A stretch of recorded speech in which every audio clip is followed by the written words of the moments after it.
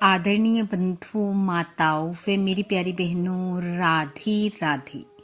आप सभी का हमारे YouTube चैनल जीवन की धारा पर बहुत बहुत स्वागत है।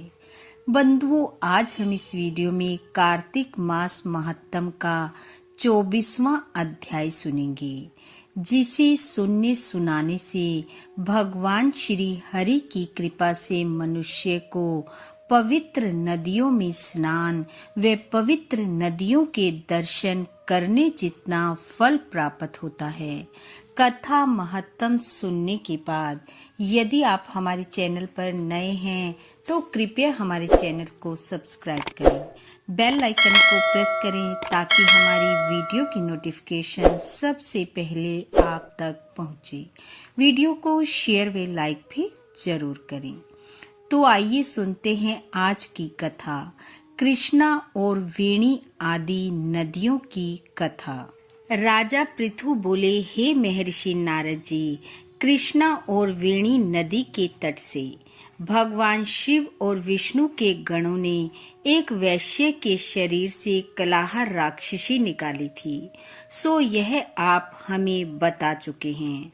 मैं ये जानना चाहता हूँ कि ये उन नदियों का प्रभाव था अथवा क्षेत्र का। नारद जी कहने लगे, हे राजन, कृष्णा साक्षात भगवान कृष्ण का शरीर है और वेणी भगवान शिव का स्वरूप, अतः उनके प्रभाव को चतुर्भुज ब्रह्मा भी नहीं कह सकते। फिर भी उनकी उत्पत्ति के विषय में मैं तुम्हें बताता हूँ, सुनो। पहले चाक्षु मनवंत्र में ब्रह्मा जी ने रमणीक सहाय आदि पर्वत के शिखर पर यज्ञ करना चाहा।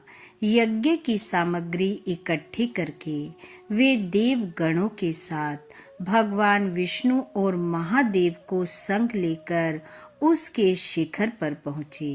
ब्रह्मदैवत मुहूर्त में भृगु आदि मुनियों ने उसकी दीक्षा विधान करने के लिए एक बड़ी सभा की और ब्रह्मा जी की बड़ी पत्नी स्वरा को बुलाया, लेकिन देवी स्वरा समय पर न आई।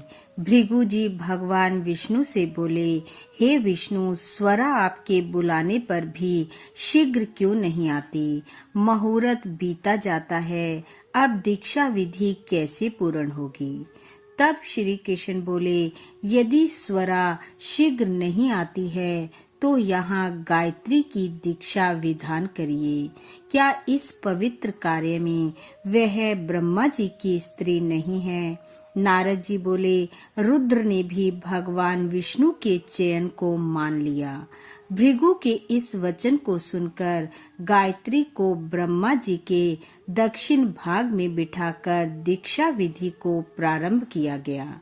भृगु जी ब्रह्मा जी की दीक्षा विधि कर ही रहे थे कि इतने में ही यज्ञ स्थल पर स्वरा आ गई और गायत्री को ब्रह्मा जी के संग दीक्षा की हुई देखकर सोतेलेपन के ईर्ष्या के कारण क्रोध कर बोली। स्वरा बोली, जहाँ अपूज्यों का पूजन होता है और पूज्यों का पूजन नहीं होता, वहाँ दुर्भिक्ष, मरण और भय होते हैं। क्रोधित होते हुए स्वरा ने कहा, जो यह दक्षिण भाग में मेरे आसन पर बैठी है, इससे यह गुप्त रूप वाली नदी हो जाएगी और सदा अदृश्य रहेगी। और आप सब ने मेरे आसन पर मुझसे छोटी को बिठाया है, इसलिए आप सब जड़ बनकर नदी होगे। तब गायत्री ने भी उसके शाप को सुनकर क्रोध के मारे कांपते हुए होठों से देवताओं के रोकने पर भी स्वरा को शाप दे दिया। गायत्री बोली, ब्रह्मा जी तेरी भांति मेरे भी पति हैं। तूने मुझको वृथा शाप दिया है, इसलिए तू भी नदी हो जा। नारद जी कहने लगे, तब शिव विष्णु आदि सब देवता हाहाकार करते हुए दंडवत करके स्वरा से प्रार्थना करने लगे, हे देवी, तुमने ब्रह्मा आदि हम सब देवों को जो शाप दिया है, सो सब जड़ी भूत नदी बन जाएंगे अतः ये तीनों लोक नष्ट हो जाएंगे। ये शाप तुमने बिना विचारे दिया है, इसको वापस ले लो। स्वरा कहने लगी, हे देवताओं, तुम लोगों ने यज्ञ के आरंभ में गणेश जी का पूजन नहीं किया था, इस कारण मेरे क्रोध से यह विघ्न निसंदेह पैदा हुआ। मेरा यह वचन निश्चय है, झूठा नहीं है।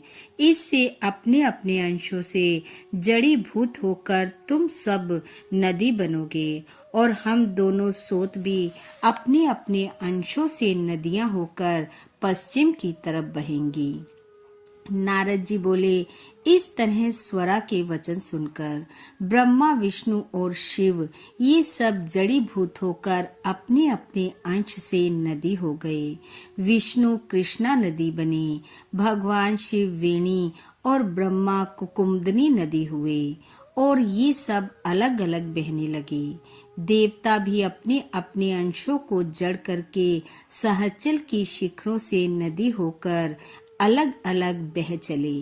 पूरब की ओर बहने वाली नदी देवताओं के अंश से उत्पन्न हुई और पश्चिम की ओर बहने वाली नदियां उनकी स्त्रियों के अंश से उत्पन्न हुई। पश्चिम की ओर बहने वाली गायत्री और स्वरा नदियां सावित्री नाम से प्रसिद्ध हुई। ब्रह्मा जी ने वहां यज्ञ के लिए विष्णु और शिव इन दोनों की स्थापना की, अतः वे ही दोनों महाबल और अति बल नामक प्रसिद्ध देवता हुए। नारद जी कहने लगे, हे राजन, जो मनुष्य भाव व श्रद्धा पूर्वक कृष्णा और वेणी नदियों के इस उपाख्यान को सुनेगा और दूसरों को सुनाएगा, उसको उनके दर्शन और स्नान का फल अवश्य प्राप्त होगा। इति कार्तिक महत्तम 24वां अध्याय समाप्त। बोलो विष्णु भगवान की जय। बंधुओं, भगवान श्री हरि की कृपा आप व आपके परिवार पर सदैव बनी रहे। आपका घर आंगन खुशियों से महकता रहे। इन्हीं शुभकामनाओं के साथ आप सबका बहुत बहुत धन्यवाद। राधे राधे।